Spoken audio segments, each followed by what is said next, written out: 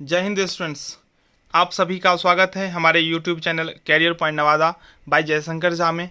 मैं आप लोगों के लिए ऑनर्स पेपर 3 जो बिजनेस रेगुलेटरी फ्रेमवर्क है उसका बहुत बहुत महत्वपूर्ण प्रश्न का एक्सप्लेनेशन लेकर आया हूं। हम all VVI questions already upload कर दिए हैं, आप लोग देखे होंगे। अगर नहीं देखे हैं तो इस वीडियो के डिस्क्रिप्शन में उस वीडियो का लिंक अवेलेबल है, आप देख सकते हैं। मैं टोटल जो 1 नंबर का जो अनिवार्य है, जो आपको बनाना ही है, जो 10 क्वेश्चंस में से एक अनिवार्य होगा ट्रू और फॉल्स का, वो आप लोगों के लिए पहले ही अपलोड किया जा चुका है। नहीं देखे हैं तो इस वीडियो के डिस्क्रिप्शन में उस वीडियो का लिंक होगा, आप देख सकते हैं। इस वीडियो में हम डिस्क्राइब करने जा रहे हैं बहुत ही महत्वपूर्ण प्रश्नों को, इसलिए एक एक पॉइंट को समझिए। मैं एक एक बातों को एक्सप्लेन कर रहे हैं। अगर आप पूरा वीडियो को ध्यान से सुन लेंगे तो मैं उम्मीद करता हूं जो आप आसानी से एक क्वेश्चन सोल्व करके आएंगे, क्योंकि यह क्वेश्चन निश्चित रूप से पूछा जाएगा। देखिए क्वेश्चन कितना है जिसका आंसर एक ही होगा। एक वैध प्रंस विदा के आवश्यक लक्षणों को समझाइए। Explain the essentials of a valid contract. एक वैध कॉन्ट्रैक्ट होगा, वैलिड कॉन्ट्रैक्ट होगा, उसका क्या क्या लक्षण होंगे वो आपको बताने के लिए बोल रहा है। देखिए फिर आता है सभी अनुबंध ठहराव होते हैं लेकिन सभी ठहराव अनुबंध नहीं होते हैं। व्याख्या कीजिए। All contracts are agreement. जितने कॉन्ट्रैक्ट होते हैं वो एग्रीमेंट्स होते हैं, but all agreements are not contract. मतलब जो एग्रीमेंट होंगे वो कॉन्ट्रैक्ट नहीं भी हो सकता है, ऐसा है। तो इसको आपको एक्सप्लेन करना है। देखिए 21 में पूछा गया है, आप ऐसे भी समझिए। अनुबंध को परिभाषित कीजिए एवं वैध अनुबंध के आवश्यक लक्षण बताइए। बहुत ही इंपॉर्टेंट क्वेश्चन है, तो चलिए समझते हैं इन प्रश्नों को। सबसे पहले हमें यह जानना जरूरी है जो अनुबंध होता क्या है, कॉन्ट्रैक्ट क्या होता है। तो अनुबंध से आशय उस वचन अथवा ठहराव से। तो वचन और ठहराव का मतलब होता है समझौता। जब दो व्यक्ति किसी एक विषय पर, किसी एक मुद्दा पर एक अपना बात रखते हैं, दूसरा उस पर अपना स्वीकृति देते हैं, तो ये समझौता समझा जाता है, ठीक है। और यह समझौता अगर राज नियम के द्वारा प्रवर्तनीय होता है, अर्थात विधिक दायित्व उत्पन्न करता है, तो वो अनुबंध कहलाता है। सिंपल सी बात है।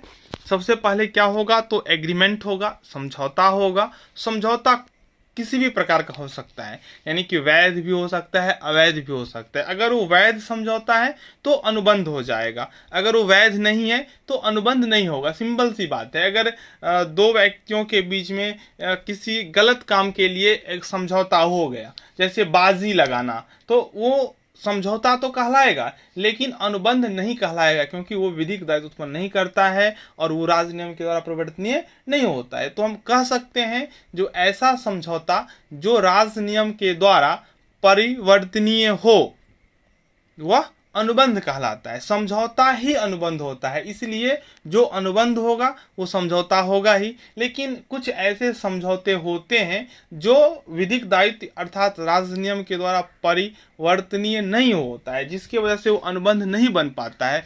तो हम इसलिए कहते हैं जो अनुबंध होगा वो समझौता होगा ही, लेकिन सभी समझौता अनुबंध नहीं हो सकता है, ठीक है। जो पूर्णतः वैध होते हैं, मतलब राज नियम के अधीन केवल वे समझौते ही प्रवर्तनीय होते हैं जो पूर्णतः वैध होते हैं। अतः वैध अनुबंध के लिए वैध समझौता होना अनिवार्य है। अगर समझौता वैध है तो वैध अनुबंध हो जाएगा, अगर समझौता अवैध है तो अनुबंध नहीं होगा।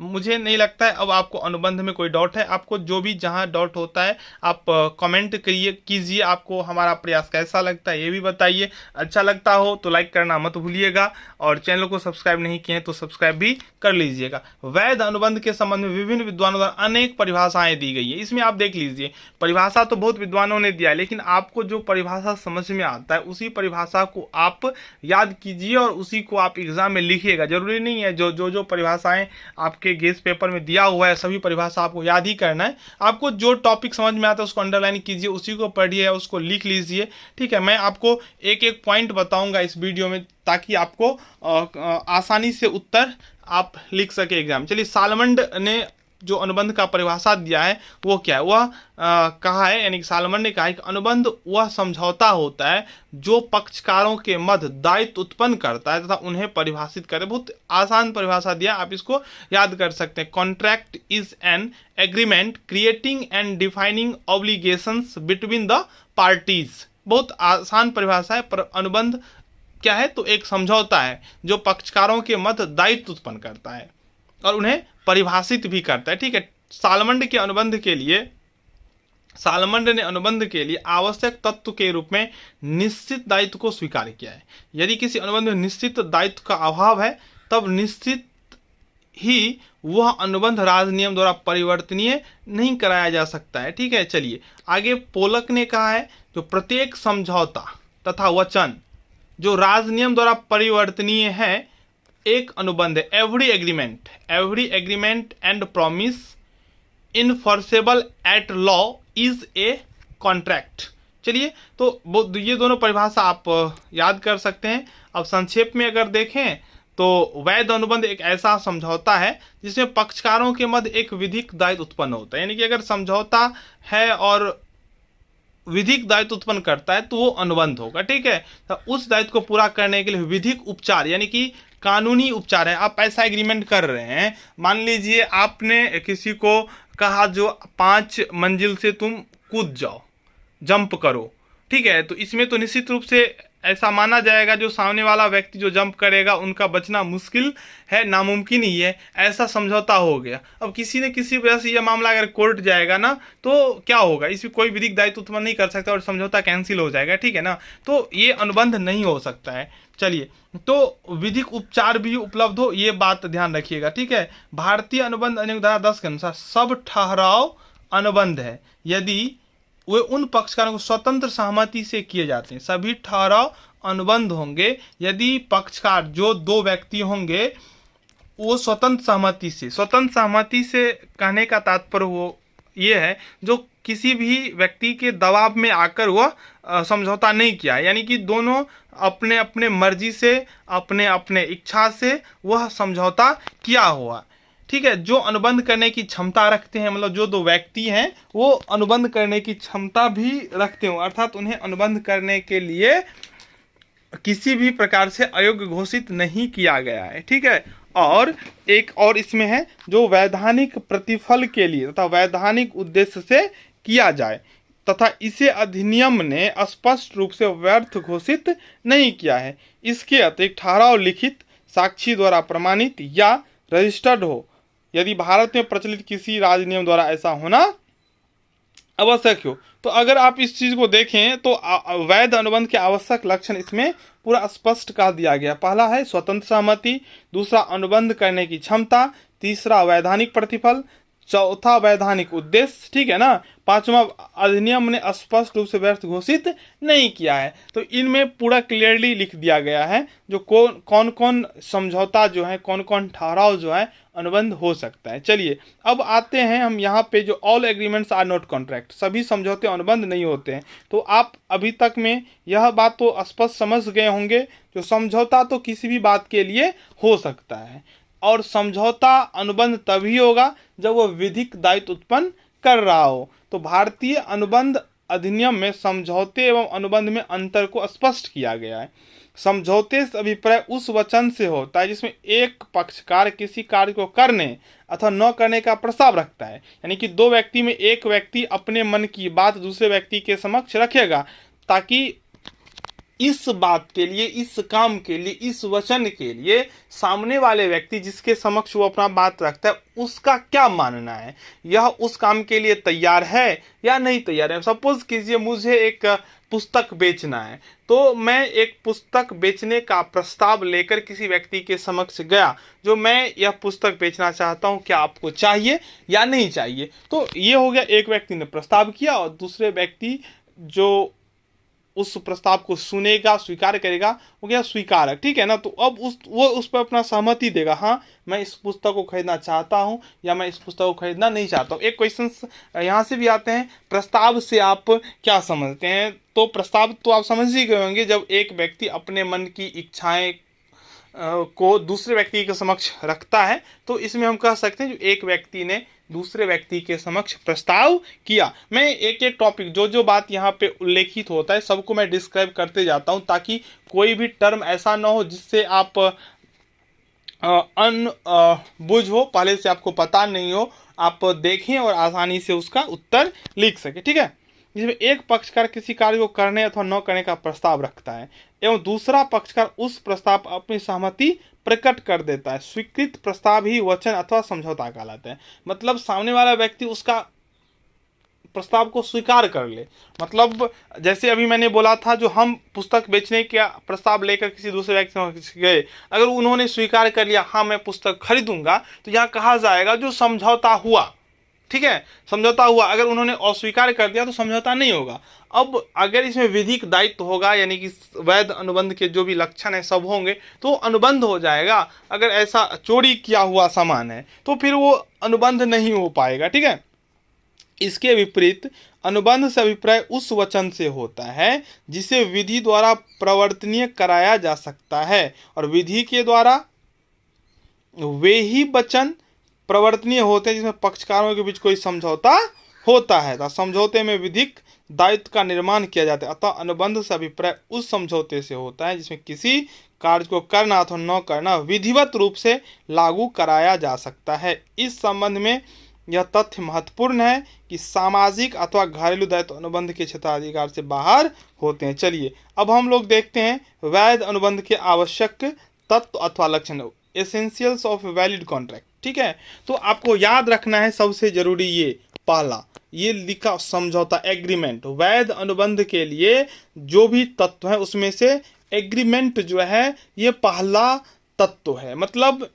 अगर वैलिड कॉन्ट्रैक्ट है तो एग्रीमेंट होना ही चाहिए। ठीक है, चलिए तो कॉन्ट्रैक्ट तो आप समझ ही गए होंगे जो कॉन्ट्रैक्ट क्या होता है, जो आप लिख सकते हैं वैध अनुबंध के लिए अनिवार्य तत्व है कि पक्षकारों के मध्य समझौता होना चाहिए। समझौता में दो पक्षकार एक ही आशय, एक ही वस्तु के लिए समझौता करते हैं। इसमें यह तथ्य महत्वपूर्ण है कि दोनों पक्षकारों का एक ही आशय होना चाहिए, अर्थात दोनों पक्ष एक विशेष वस्तु के लिए एक ही आशय का समझौता करें। अर्थात समझौते में एक पक्षकार द्वारा प्रस्ताव किया जाता है, दूसरा पक्षकार उस पर अपना सहमति प्रकट करता है। स्वीकृत प्रस्ताव ही समझौता समझा जाता है। तो आपको इतना अगर नहीं भी समझना हो तो आप इसमें डीलिंग में यही लिख सकते हैं, जब कोई व्यक्ति अपने मन की बात किसी दूसरे व्यक्ति के समक्ष रखता है इस उद्देश्य से जो सामने वाले व्यक्ति की इच्छा इस काम को करने अथवा न करने में है या नहीं, तो इसमें हम कह सकते हैं जो एक व्यक्ति ने दूसरे व्यक्ति के समक्ष प्रस्ताव किया, और प्रस्ताव किया ही तक सीमित नहीं है, अगर उस प्रस्ताव को स्वीकार कर लेगा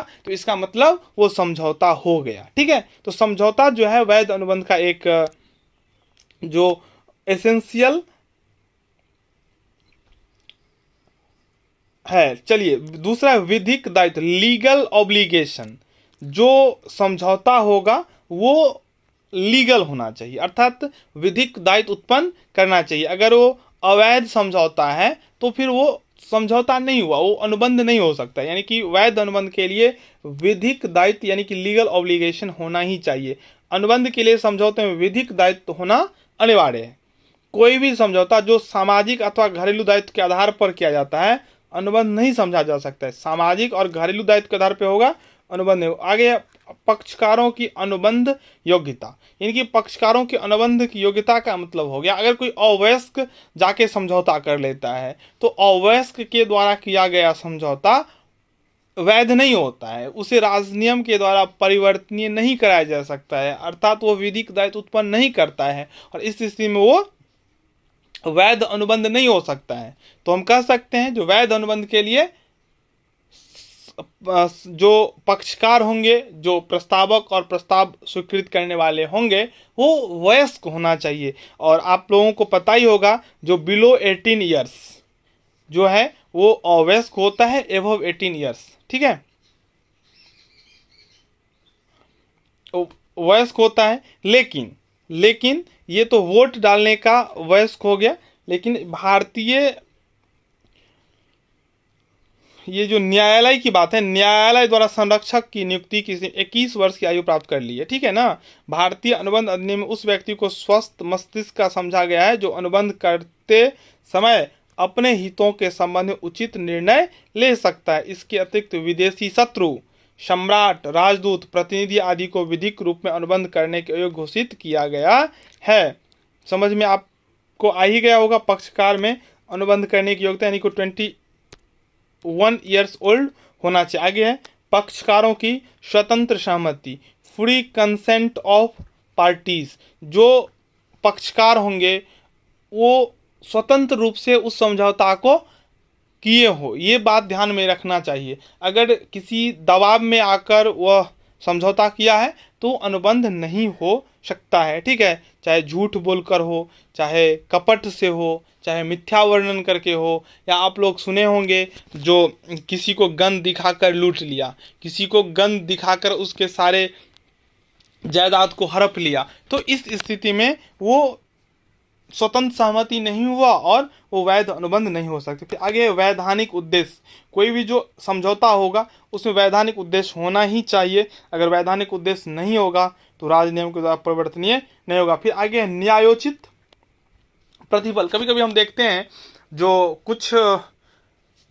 कोई वस्तु बहुत कम कीमत पे अगर आपको दे रहा है, अगर 1 लाख को पता है 1 लाख का वस्तु है, अगर आप 2000 में उसे खरीद लिए, तो इस स्थिति में अगर कुछ आपको दिक्कत पहुंचता है ना, और आप इसको कानूनी कार्रवाई में ले जाएंगे, कानूनी प्रक्रिया में ले जाएंगे, तो आप वहां फंस जाएंगे। क्यों? क्योंकि आपने 1 लाख की वस्तु को 2000 में खरीद लिया, यानी कि यहाँ पे न्यायोचित प्रतिफल नहीं है। प्रतिफल का मतलब होता है कोई वस्तु अगर आप दे रहे हैं उसके बदले में आपको जो मिल रहा है वो उसका प्रतिफल हो गया, ठीक है। तो प्रतिफल क्या होना चाहिए? लॉफुल होना चाहिए, यानी कि न्यायोचित होना चाहिए।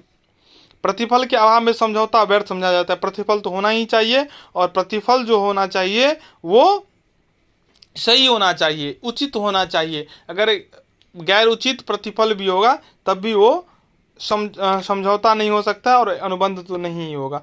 स्पष्ट शर्तें, यानी कि जो बातें होना चाहिए दोनों पक्षकारों के बीच में वो क्लियरली होना चाहिए, स्पष्ट होना चाहिए, कुछ गर्वित नहीं होना चाहिए, मन में कुछ रख कर फैसला नहीं होना चाहिए। चलिए आगे है स्पष्ट रूप से व्यर्थ घोषित ना होना। ऐसा कोई समझौता जो पहले से ही व्यर्थ है, मतलब आप ऐसा समझौता नहीं कर सकते हैं, तो वो नहीं होना चाहिए। जैसे देखिए कौन स्पष्ट रूप से व्यर्थ है, ये समझ लीजिए।